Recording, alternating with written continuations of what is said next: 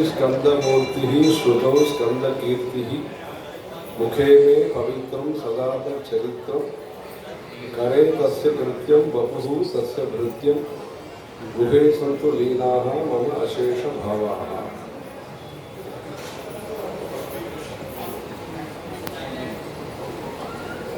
श्रुति स्मृति पुराणानाम् आलयं करुणालयं नमामि भगवत्पाद शंकरं लोकशंकरम्।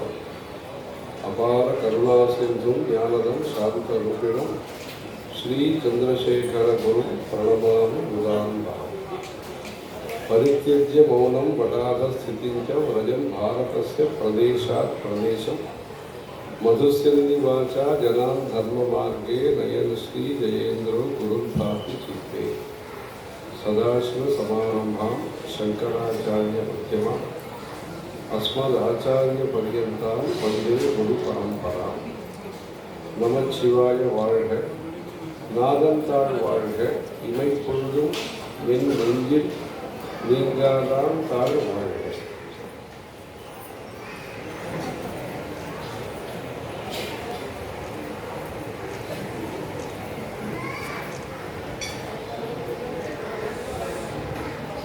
தர்மத்தை கடைபிடிக்கிறதுக்காக ஒவ்வொரு வீட்லேயும் தர்ம பிரச்சாரங்கள் தேவை.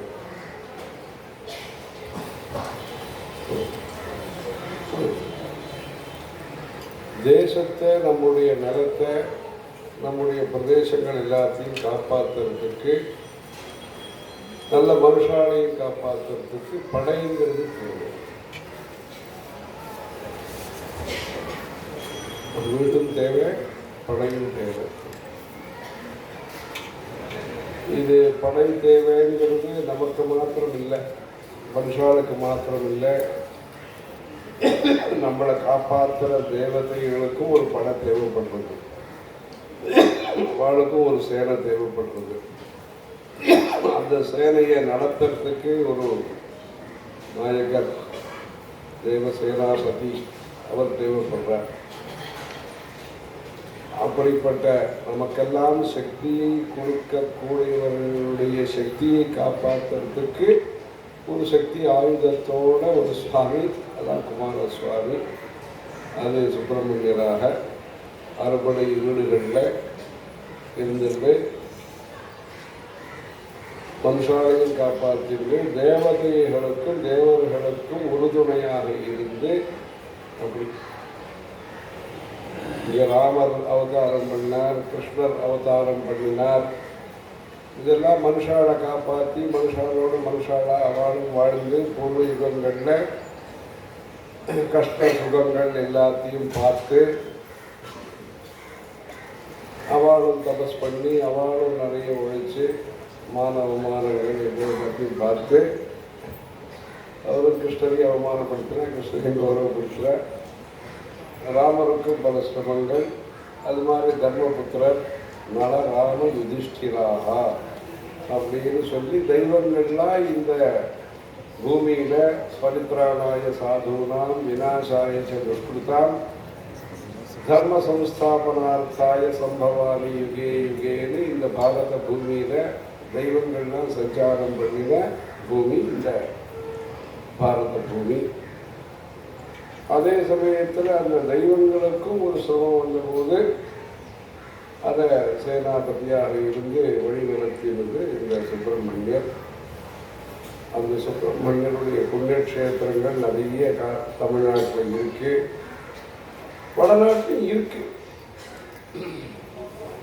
ஆந்திரா, கர்நாடகாவும் சுப்பிரமணிய க்ஷேத்திரங்கள்லாம் இருக்கு. பிரசித்தமாக பிரமுகமாக நம்முடைய தமிழ்நாட்டில் அந்த பழனி, இந்த பழமுதிர் சோலை, திருத்தணி, இந்த சுவாமிமலை, திருப்பரங்குன்றம், திருச்செந்தூர் அங்கே, இங்கே திருச்செந்தூர் இங்கே, அந்த மாதிரி விதமாக இந்த அறுபடை வீடுகளில் அவ்வளோ புண்ணிய கஷேத்திரங்கள் அங்கே இருக்கு. ஆச்சாரியார் குமரல பட்டர், சுப்பிரமணியனுடைய அவதாரம்னு சொல்லக்கூடிய அந்த குமரல பட்டரை அவரே போய் சந்தித்தார். அவர் அந்த குமரல பட்டரை சொல்லி அவருடைய சிஷ்யர் பண்டர மிஸ்ரர் பீகார் அங்கே போய் வாதம்லாம் பண்ணுங்கோ, சாஸ்திரார்த்தம் பண்ணுங்கன்னு சொன்னார். அதுக்காக மைத்தில், நேபாள பார்டரில் இருக்கக்கூடிய மைத்தில் அங்கே போனார்.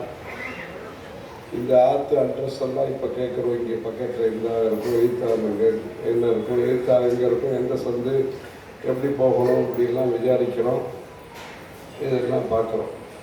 இப்போ அந்த காலத்தில் அந்த ஆற்றுக்கு ஒரு அட்ரஸ் என்ன சொன்னாங்கன்னா, கிளியெல்லாம் சாஸ்திரம் பேசிகிட்டு இருக்கோம், அதுதான் அவருடைய அப்படின்னு சொல்லி அந்த மாதிரி ஒரு அடையாளத்தை சொன்னான். அது ஒரு இது மாடி வீடாக இருக்கும், ஓட்டு வீடாக இருக்கும், இல்லைன்னா தாழ்வாரம் எப்படி இருக்கும், திண்ணை எப்படி இருக்கும், ஆலோடி எப்படி இருக்கும், ரெண்டாங்கட்டு எப்படி இருக்கும், இதெல்லாம் பற்றியெல்லாம் சொல்லாமல் அவள் சொன்னது இந்த மாதிரி சொன்னான். கீராங்கனாக எத்திர கிரங்கி ஸ்வத பிரமாணம் பரத பிரமாணம். நாம் பார்க்கக்கூடிய விஷயங்கள் பார்க்கக்கூடிய நிலையிலேயே உண்மையா அல்லது பரிசோதனைக்கு பிறகு உண்மையா?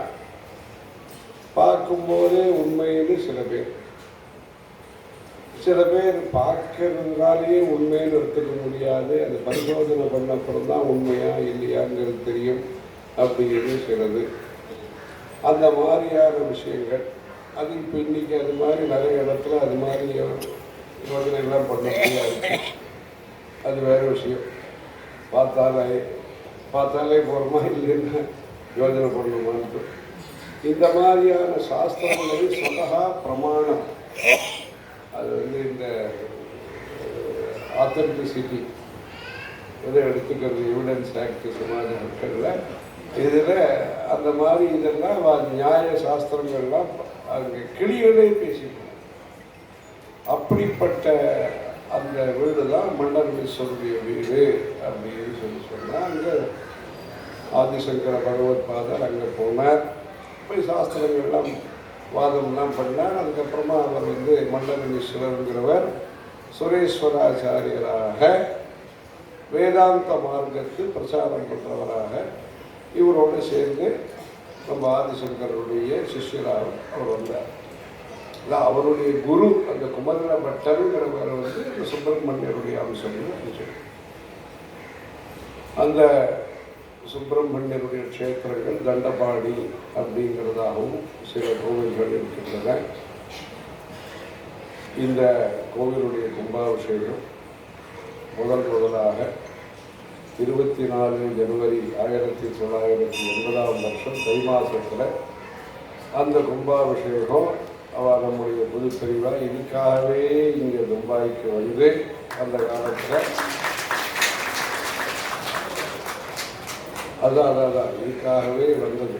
அதில் அது பம்பாய்ங்கிறது ஒரு ஐலண்டு வேறதோ மாதிரி ஒரு பேச்செல்லாம் அந்த சமயத்தில் இந்த ஊருக்கு முதலாக வந்த நம்முடைய தட்சிண தேசத்தை சங்கராச்சாரியராக அங்கேருந்து வந்து பரிவாரத்தோடு வந்து இங்கே பரிசிரமப்பட்டு வந்து அங்கேருந்து கிராமங்கமாக பார்த்துட்டு வந்து யானை, குதிரை, ஒட்டகம் இது மாதிரி முழு பரிவாரத்தோடு ரொம்ப வேகமாக நடப்பாங்க. ரொம்ப வேகமாக நடப்பால் ரொம்ப வேகமாக தீர்மானங்களும் உடனுக்குடனே தீர்மானங்கள் தான் பண்ணுவார். அது மாதிரி ஜனங்களையும் தன்னுடைய ஒரு சந்தோஷமான ஒரு அவளும் உற்சாகமாக இருந்து மற்றவாளையும் உற்சாகப்படுத்தி எல்லாருக்கும் பிரசாதம் கொடுத்து எல்லாருக்கும் ஒரு குடும்பம் பிரசாதம் கிடைக்கணும் அப்படிங்கிறதுனால அதுக்கு முன்னாடி பரிவாரனால பிரியாணி பிரசாதம்லாம் பின்னாடி சொல்லணும், எல்லோரும் சொல்லணும், பார்த்து எல்லாம் கொடுப்பா எல்லாருக்கும். இது எல்லாருக்கும் பிரசாதம் உடனே கொடுக்கணும், எல்லாருக்கும் ஒரு சந்தோஷம் கிடைக்கணும் அப்படிங்கிறதுக்காக இந்த சுலபப்படுத்தி தர்மத்தை சுலபப்படுத்தி எல்லாரும் அந்த மாதிரி பக்தர்களாக வரக்கூடிய அனைவருக்கும் உடனே அந்த அனுகிரகம் கிடைக்கணும் அப்படிங்கிறதுக்காக எல்லா இடத்துலையும் இங்கே வந்து கோபூஜை கஜ பூஜை எல்லாம் நடத்தி இங்கே இருக்கக்கூடிய நகரம் சூழ்நிலை நம்ம மடத்தினுடைய பழக்க வழக்கங்கள் வெள்ளிக்கிழமை ஏகாதசி பிரதோஷம் பௌர்ணமி தனுர் மாதம் இங்கே தை மாதம் கும்பாபிஷேகம்னா அதுக்கு முன்னாடி தனுர் மாதம் இதெல்லாத்தையும் கிராமத்தில் அங்கங்கே நடத்திட்டு அப்போ இந்த பூனை அந்த மாதிரி இடங்கள்லாம் வரணும்னா புழுக்கெல்லாம் அதிகம். அப்போ இன்னும் இந்த ஹேண்ட் பம்பு உபயோகப்படுத்துறதுங்கெல்லாம் வரல. அப்போ 83ஆம் வருஷம் கர்னூலில் சாத்துர் மாதம் நடக்கும்போது மகாபரிவா பர்மிஷன் கொடுத்து அப்போத்துலேருந்து இந்த ஹேண்ட் பம்பு தீர்த்தங்கிறத பூஜைக்கு உபயோகப்படுத்திட்டு இருக்கோம். அதுக்கு முன்னாடி வரைக்கும் பார்த்தீங்கன்னா அது கிணறு தான். இப்படி அந்த மாதிரி சௌகரியங்கள் எல்லாத்தையும் இங்கே இருக்கிற பக்தாளெல்லாம் நடத்தி கொடுத்து அங்கேருந்து பெரியவா இங்கே எல்லாம் நடந்தே வந்து மற்றவங்க அங்கேருந்தெல்லாம் இங்கேயே நடந்து வந்து செம்பூருக்கு வந்து இங்கெல்லாம் கேம்ப் பண்ணி அப்படி ஒரு உத்வேகம், அப்படி ஒரு உற்சாகம், அப்படி ஒரு உதவி, அந்த மாதிரி ஒரு இது பண்ணி அந்த சைத்தன்யம் அப்போ தேவைப்பட்டது. 1970ஸ்லேருந்து இந்த 80s வரைக்கும் பீகார், ராஜஸ்தான், மத்திய பிரதேஷ் இங்கெல்லாம் யாத்திரை பண்ணி பீமா சங்கர்ங்கிற இடத்துக்கெல்லாம் அந்த நடந்து போய் அப்போ ரிக்ஷா பண்ணி கிராமம் அங்கெல்லாம் மலை ஏறி இறங்கணும். குதிரை வண்டி கூடிய வரும், அதில் மடி சாமான்கள் அதெல்லாம் வரும். இதெல்லாம் வந்து எங்கேயாவது ஜனங்களை பார்க்கணுன்னா சேர் கூடிய கொண்டுருவா அது மேலே நின்று ஜனங்களுக்கு தரிசனம் கொடுத்துட்டு கௌரி காலை தீவட்டி இந்த இதோட அந்த லாரியிலேயே அந்த யானையும் வந்துட்டு இருந்தது. அந்த யானையை அழிச்சிட்டு வந்து கௌபூஜை கஜ பூஜைங்கிறத லோக பிரசித்தமாக்கி இன்றைக்கி கோசாலெல்லாம் நிறைய எல்லாரும் பண்ணுறா. அப்படி அந்த முதல் யாத்திரையாக இங்கே வந்தார். அவள் டெல்லிக்காக முதல் யாத்திரை பண்ணினதும் ஒரு சுப்பிரமணிய கும்பாபிஷேகத்துக்காகத்தான், மலை மந்திரக்காகத்தான் 73 மாதத்தில் அடித்து அங்கே பண்ணினா. அதுக்கு அடுத்தபடி வடநாட்டில் இங்கே பம்பாய்க்கு வந்ததும் இந்த திருச்செம்பூர் கும்பாபிஷேகத்துக்காகத்தான் இங்கே வந்தால். இங்கே வந்ததில் எல்லா இடத்துக்கும் வந்தாள். அதனால் இந்த திருச்செம்பூர் கும்பாபிஷேகம் தான் அவள் பெரியவா இங்கே பம்பாய் வரத்துக்கு காரணமாக அமைஞ்சது. அந்த கும்பாபிஷேகங்கிறது காரணமாக அமைஞ்சது.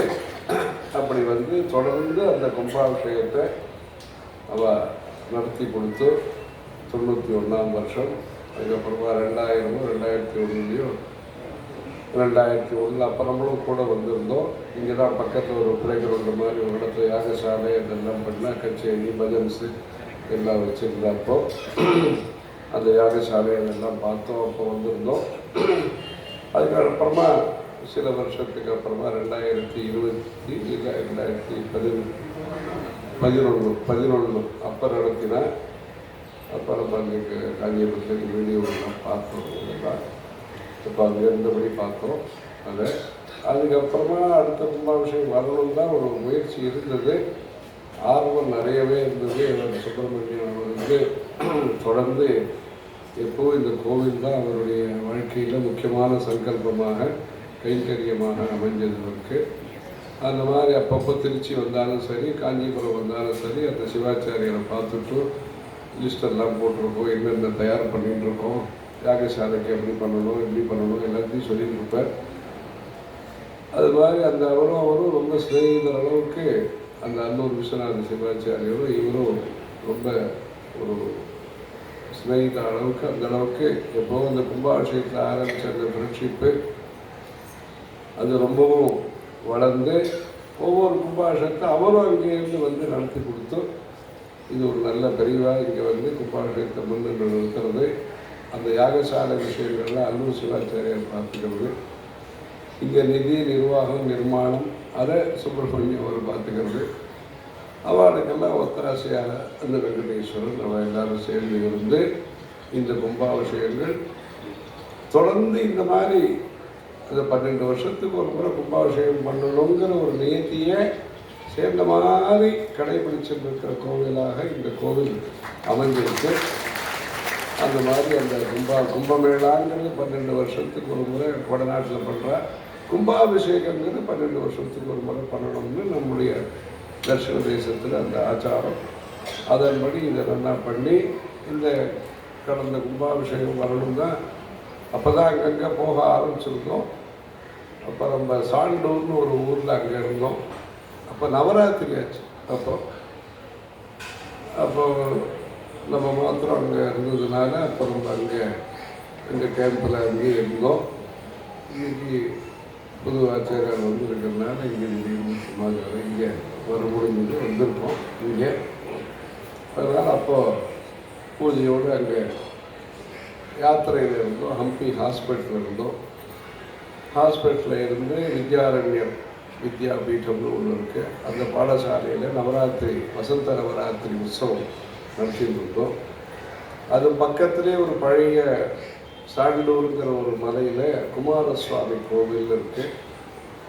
இங்கே வரத்துக்கு சௌரியம் அப்போ வர முடியலேங்கிறதுனால அப்போது அங்கே கோவிலில் இருந்தபடி இந்த கோவிலை பற்றி அங்கே திருச்செம்பூர் கோவிலை பற்றி அந்த குமாரசுவாமி கோவிலிருந்து இன்னும் அந்த மலை கோவிலுக்கு மகாபிரிவார் நடந்து போய் அங்கேயே தங்கி இருந்து அந்த தரிசனம்லாம் பண்ணியிருக்கேன். அங்கேயே படுத்திருந்தான்னு சொன்னேன்.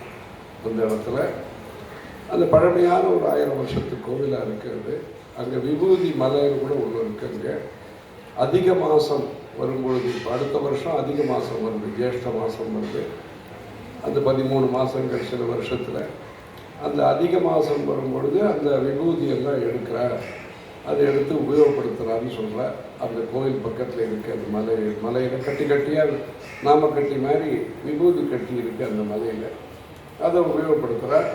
அந்த மாதிரி அந்த கோவிலில் இருந்தபடி நாம் இந்த மெசேஜ் கொடுக்கணும்னு நினச்சோம். சரி, சுப்பிரமணியர் கோவில் கும்பாபிஷேகம் அது குமாரசுவாமி கோவிலிருந்து அதை பற்றி சொல்லலாம்னு சொல்லி அனுப்பிச்சோம். ஏற்கனவே இங்கே வந்தோம் கொஞ்சம் ஒரு வருஷம் முன்னாடி. இந்த பூனா வரைக்கும் வந்தோம். பூனா வரைக்கும் வந்தபோது சங்கர மடம் அந்த ஆலந்தியில் ஒரு ப்ரோக்ராம் இருந்தது. அப்பவும் பூஜையோடு தான் வந்தோம்.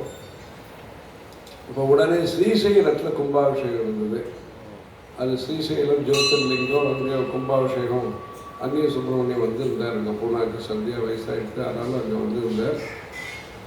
அங்கே இந்த ஸ்ரீசைலம் மல்லிகார்ஜுன சுவாமி கோயிலில் கும்பாபிஷேகம் ஏற்பாடு பண்ணியிருக்கா. அப்படிங்கிறதுனால அந்த ஆச்சாரியால் காலத்திலேருந்தே இந்த ஸ்ரீசைலம்ங்கிறது ஆச்சாரியால் தபஸ் பண்ண ஊர் அது. அதனால் அந்த ஸ்ரீசைல கும்பாபிஷேகத்தில் கலந்துக்கணுங்கிறதுனால வேகமாக அங்கேருந்து அங்கே போக முடியாமல் அதில் கலந்துக்கணும். அதனால் ஏதோ கிட்டக்க வந்தது. இப்போ தான் அது இங்கே வரணுங்கிற ஒரு வேலை அமைஞ்சு இது மாதிரி இங்கே இன்றைக்கி வந்திருக்கோம். ரொம்ப நல்ல முறையில் அங்கே சுவாமி மலையில் 60 படி அப்படிலாம் இருக்குது. இங்கே ரெட்டிப்பு இதுவாக இங்கே 108 படிகள் மேலே இங்கே இருந்து நல்ல அழகாக எல்லாம் நல்லா மேனேஜ் பண்ணிட்டு வரேன். இது ஆத்தியாத்மிகமாகவும் நல்ல மேனேஜ்மெண்ட் நடந்துட்டுருக்கு. இந்த சொசைட்டிங்கிற ரீதியிலையும் ஜனங்களுக்கெல்லாம் சௌகரியம் பண்ணி கொடுத்து அப்படியும் நல்லா நடந்துட்டுருக்கு. இந்த திருச்செந்தூருங்கிறது நல்ல சாநித்தியத்தோடு ஜனங்களுக்கு இது நல்ல முறையில் அது குரு அனுகிரகத்தோடு நடந்துட்டு இருக்கக்கூடிய கோவிலாக இது அமைந்திருக்கு. அந்த கந்த சஷ்டி கவச்சம் அப்படிங்கிறது நிறைய பேர் பாராயணம் பண்ணுறா. சுப்பிரமணிய புஜங்கம் அப்படிங்கிறதையும் பாராயணம் பண்ணுறா. அப்போ 2009 வந்தபோது அந்த வைரவேல் அப்போது சமர்ப்பணம் பண்ணான்னு ஞாபகம்.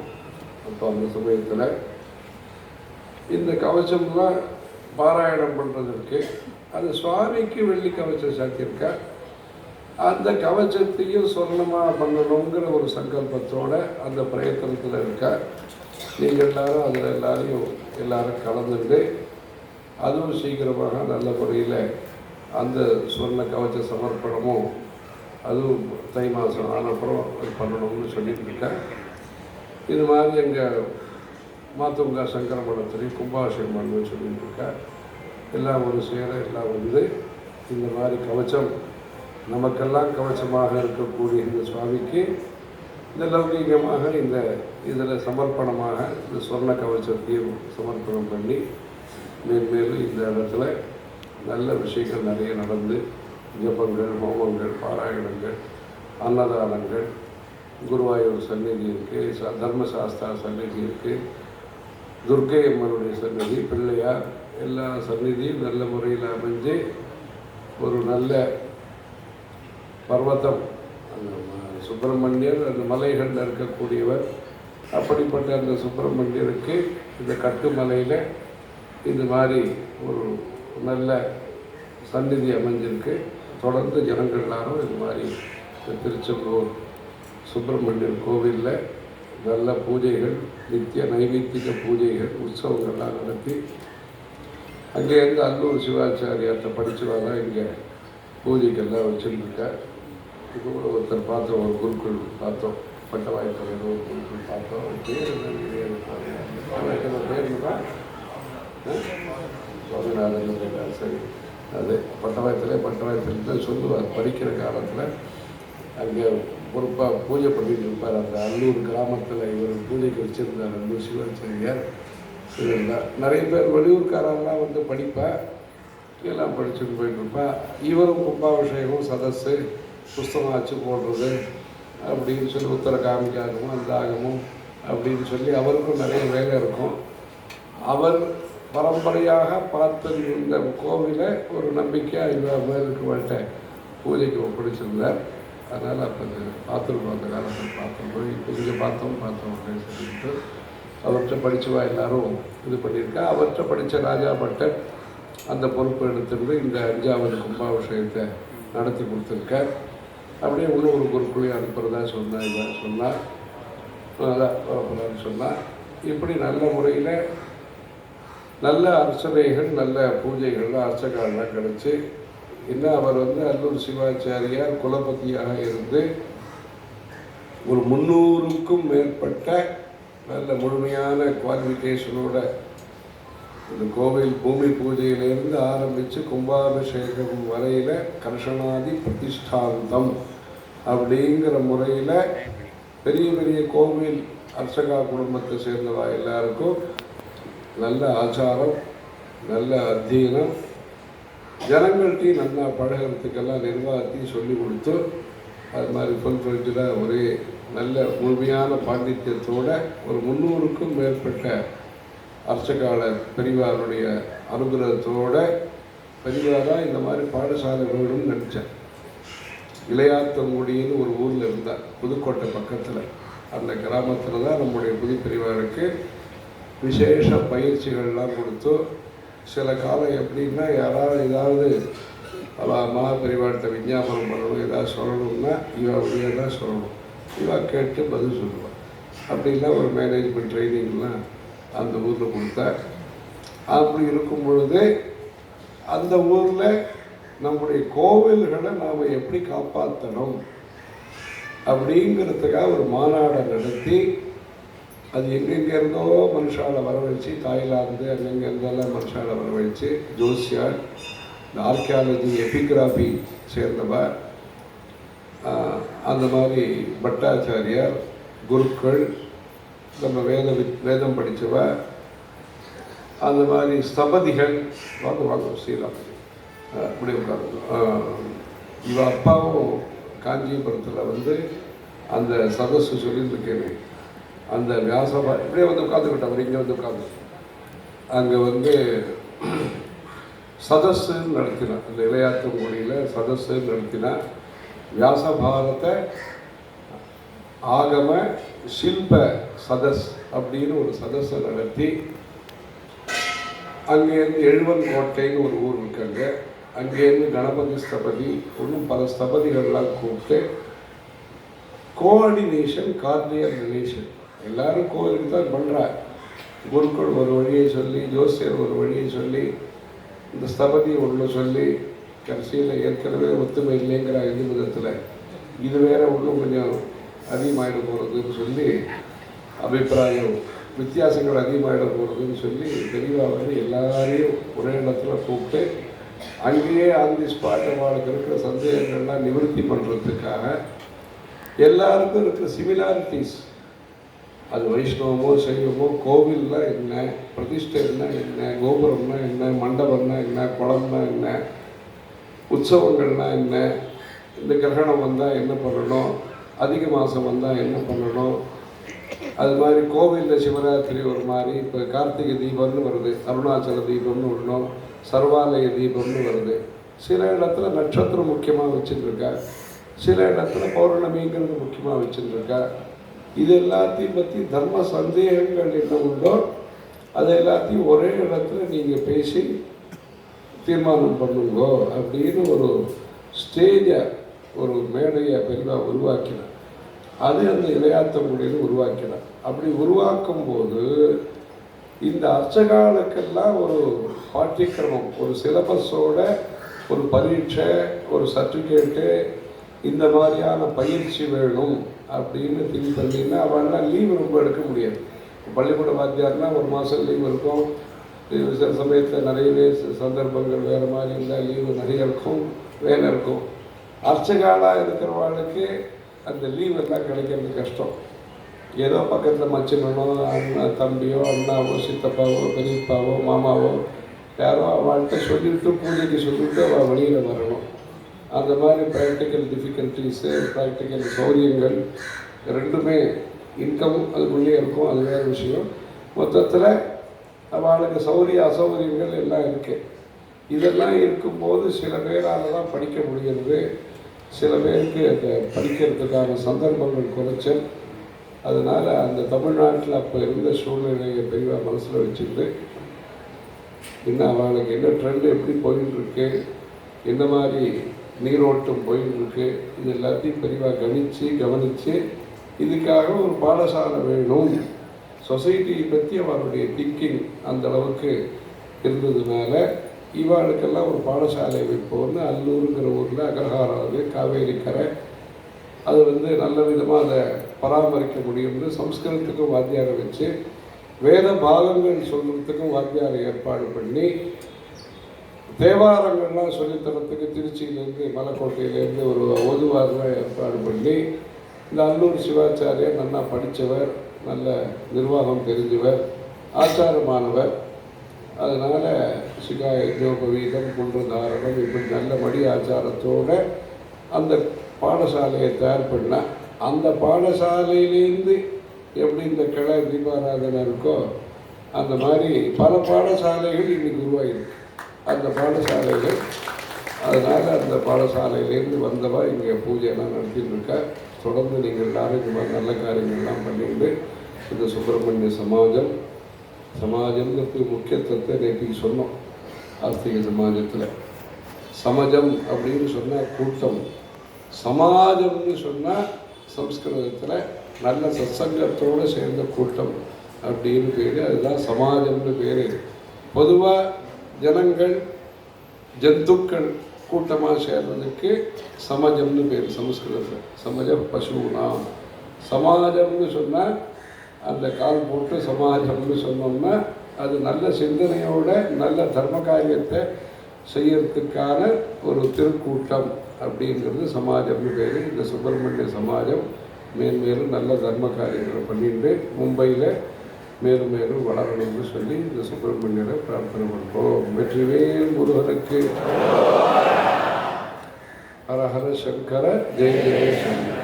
இப்போ இவர் இங்கே ஜஸ்டிஸ் ஸ்ரீராம் வந்திருக்காரு. அவர் தமிழ்நாட்டிலையும் இருந்தார், இங்கே ஜட்ஜாக இருந்தார். இவருடைய அப்பா இந்த வியாசபாரத சதஸில் காஞ்சிபுரத்தில் ஒரு மீட்டிங் நடந்தது. அந்த சமயத்தில் இவர் சாக்கியார் கூத்து அது ஒரு தாம்பாளத்துக்காக இருந்தெல்லாம் அந்த ப்ரோக்ராம்லாம் நடத்தினார். அது மூலமாக, அந்த கலை மூலமான ஒரு இது மூலமாக இவர் பரிச்சயம். தொடர்ந்து அங்கே தமிழ்நாட்டில் நிறைய தர்ம காரியங்கள்லாம் கலந்துட்டார். இப்போ இங்கே ஊரில் மறுபடியும் பண்ணியிருக்கார். அதுக்காக பரிச்சயம் அப்பா அந்த காலத்தில் பரிச்சயம் சொன்னார்.